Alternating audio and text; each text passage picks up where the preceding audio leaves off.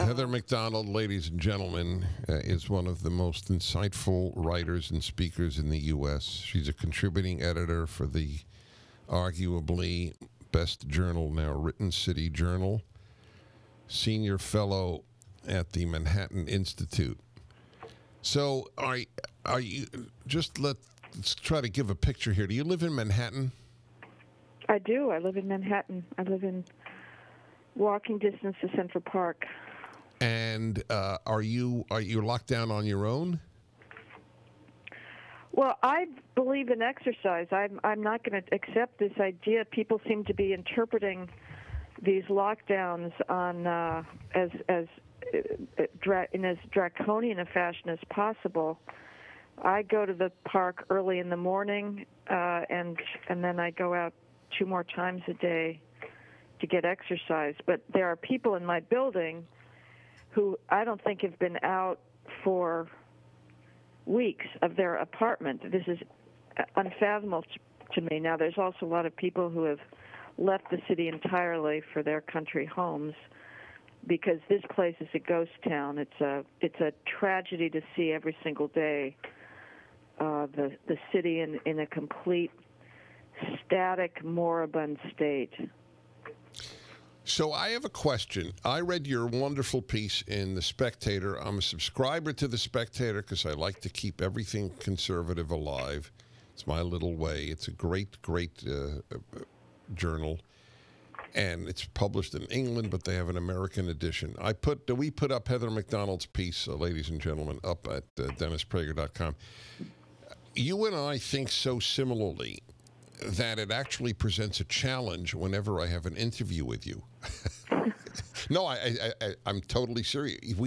It's eerie how similarly we think to this point. Yesterday, I did my weekly fireside chat, and it goes up on Thursdays. It's my 132nd edition. I never miss a week. And I guess what I talked about? The religion of being safe. Yeah. And what did you do? You gave the religion a name, safetyism. I love it.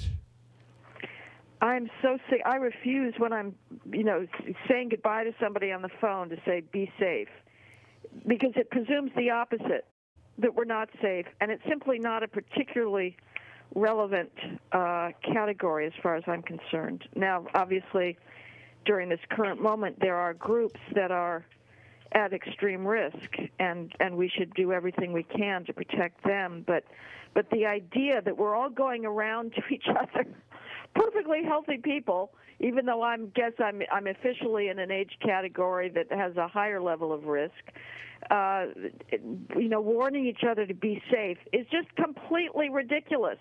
How about be literate? Be informed, be knowledgeable, be enlightened, but be safe. That's kind of the lowest common denominator, and one that we don't otherwise live by. I mean, that's what's so curious about this moment. This came out of the university and is now engulfed everybody. I mean, we're all looking for safe spaces. When I see people running in Central Park at 5:30 a.m. or whizzing around the park 20 miles an hour on their bike, wearing masks. Oh, God bless you. As if on a bicycle right. in 843 acres you're going to get infected. Right. It's absurd.